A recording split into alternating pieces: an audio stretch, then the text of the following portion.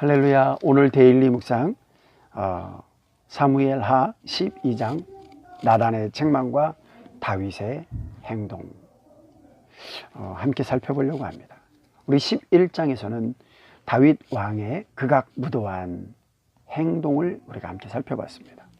이 행동의 끝에 오늘 이 결과가 나타나게 됩니다. 나단 선지자가 다윗 왕을 방문하여 이르게 되는데 이렇게 이야기합니다. 왕이시여, 한 성읍에 두 사람이 있는데 한 사람은 아주 부하고 한 사람은 가난합니다. 그 부한 사람은 양과 소가 아주 많습니다. 가난한 사람은 아무것도 없고 자기가 사서 기르는 작은 암양 새끼 한 마리뿐입니다. 그 암양 새끼는 그와 그의 자식과 함께 자라며 그가 먹는 것을 먹으며 그의 잔으로 마시며 그의 품에 누움으로 그에게는 딸처럼 되었습니다. 이렇게 말합니다. 그런데 그 행인이, 어떤 행인이 그 부자에게 찾아옵니다. 그랬더니 그 부자에게 어떤 행동이 나타나는가 하면 가난한 사람의 양 새끼를 빼앗아다가 자기에게 온 손님을 위하여 그것을 잡습니다. 그 사람으로 말미암아 노한 다윗이 나단에게 말합니다. 5절에 기록되어 있는데 이 일을 행한 그 사람은 마땅히 죽을 자라라고 말합니다. 이 일을 행한 사람은 마땅히 죽을 자라. 여러분, 이거 다윗은 정말 지혜로운 사람이에요. 그동안 전쟁에서 얼마나 많은 죽음을 봤으며 얼마나 많은 판단을 했겠습니까? 바로 다윗이 판단을 내립니다. 그 사람은 죽을 자라. 여기에 놀라운 일을 다윗에게 직고하는 나단의 모습을 보게 됩니다. 다윗에게 직고하는 나단의 모습은 이렇습니다. 나단이 다윗에게 이르되 당신이 그 사람입니다. 당신이 그 사람입니다. 여러분, 여기에서 이 다윗이 하는 모습이 참으로 그 삶의 다윗스럽다라고 말할 수 있을 것 같아요. 나단이 한 말을 좀 뒤로 하고 다윗이 먼저 이렇게 이야기합니다. 나단의 말을 다 듣고 나서 내가 여호와께 죄를 범하였노라 하며 나단이 다윗에게 말하되 여호와께서도 당신의 죄를 사하셨나니 당신이 죽지 아니하려니와 이 일로 말미암아 여호와의 원수가 크게 비방할 거리를 얻게 하였으니 당신이 낳은 아이가 반드시 죽으리이다. 이렇게 언급을 하고 돌아갑니다. 여러분, 나단 선지자는 하나님이 보시기에 악을 행한 다윗의 행위를 다윗 앞에서 그대로 읊조립니다. 뭐라고 얘기했냐면 10절에 보니까 내가 나를 업신여기고 햇사람 우리아의 아내를 빼앗아 내 아내로 삼았은즉 칼이 네 집에서 영원토록 떠나지 아니하리라. 여러분, 칼이 영원히 떠나지 않는데요. 그가 행한 일이 뭐예요? 햇사람 우리아를 쳐서 죽게 하고 암몬 자손의 칼로 우리아가 죽게 만들고 그의 아내를 빼앗아 자기의 아내로 삼아버리고 바로 이것 때문에 다윗의 집에는 재앙이 이르게 됩니다. 너와 네 집에 재앙을 일으키고 내가 내 눈앞에서 내 아내를 빼앗아 내 이웃들에게 주리니 하나님이 그렇게 하시겠다는 거예요. 그 사람들이 내 아내들과 더불어 백주에 동침하리라. 여러분, 이 더불어라는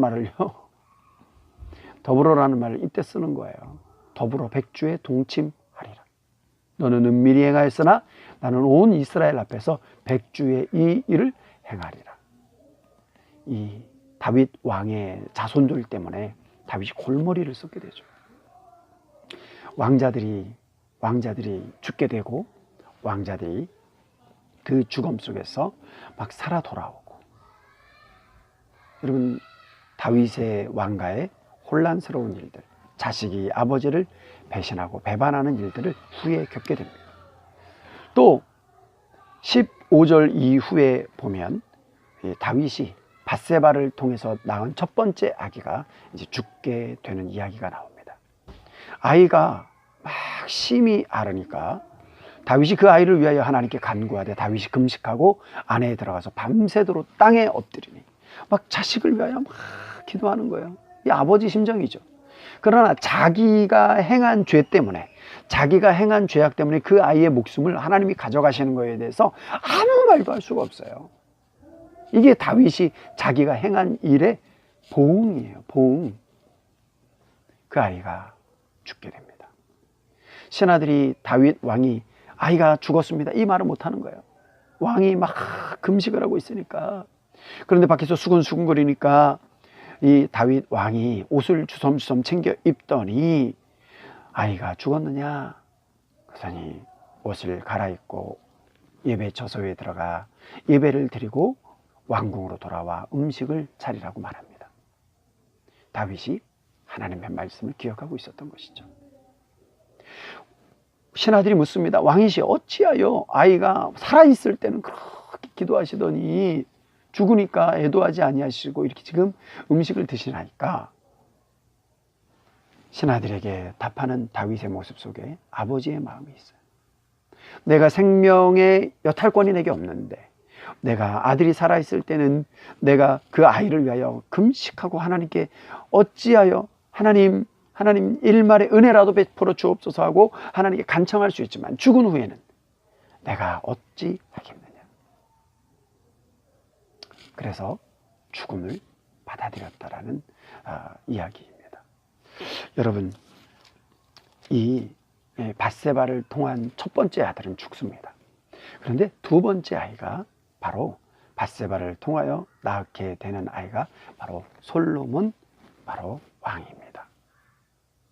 여러분, 이 솔로몬의 또 다른 이름은 나단 선지자가 그 이름을 지어진 여디디아라는 이름이 있습니다. 여호와께서 사랑하시는 이유 때문에 여디디아라고 부릅니다. 여호와께서 사랑하셨다는 그 뜻입니다. 여디디아. 여러분 어떻습니까? 하나님의 말씀을 가만히 살펴보면 우리가 하나님을 신실하게 섬겨야 할 이유가 여기에 있어요. 다윗 왕이 아무리 훌륭한 왕이라 할지라도 그 다윗 왕이 자기가 행한 일 때문에 그의 삶 가운데 고초를 당합니다. 그는 자기가 성취하고 싶고 얻고 싶은 것을 다 가질 수 있었습니다. 그런데 하지 말아야 할 것이 있어요. 하나님이 보시기에 악한 것은 행하면 안 되는 거예요. 하나님이 보시기에 악한 행위로 얻으면 안 되는 거예요. 우리 신앙생활 하면서 하나님이 보시기에 악한 행동과 행위로 얻는 것은 무의미하다라고 하는 사실을 우리 그리스도인들이 잊지 않기를 바랍니다. 또한 다윗이 잘한 두 번째, 다윗이 잘한 것, 다윗이 잘한 행위로는 그가 13절에 보면 이렇게 말합니다. 나단에게 이르되 내가 여호와께 범죄하였노라고 자기의 범죄함을 인정했다는 거예요. 하나님의 빨리 인정한 것, 하나님 앞에 자기의 죄를 빨리 고백한 것. 그럼 나단이 말했을 때 얼마나 움찔움찔했겠어요? 나단이 얘기한 것을 듣고서 바로 고백하는 거예요. 바로 엎드리는 거예요. 다윗이 하나님이 귀하게 쓰신 이유가 어디 있느냐? 자기의 죄를 인지하게 됐을 때. 자기 자신은 벌써 그 행위를 할 때부터 자기는 죄라는 사실을 알았겠죠. 그러나 그것을 감추려고 했겠죠. 나단 선지자가 지적하는 순간 다윗은 하나님의 말씀 앞에 엎드러졌습니다. 하나님의 말씀 앞에 납작 자기의 손을 들어서 하나님 앞에 엎드렸어요. 왜? 그것이 하나님의 말씀 앞에 순종하고 순복하는 다윗의 하나님이 기뻐하는 모습이었기 때문에 그렇습니다. 저와 여러분도 하나님이 기뻐하시는 다윗의 모습 닮아가는, 좋은 모습만 닮아가는 우리 꿈산의 가족들 되길 바랍니다. 여기까지입니다. 할렐루야, 승리하세요.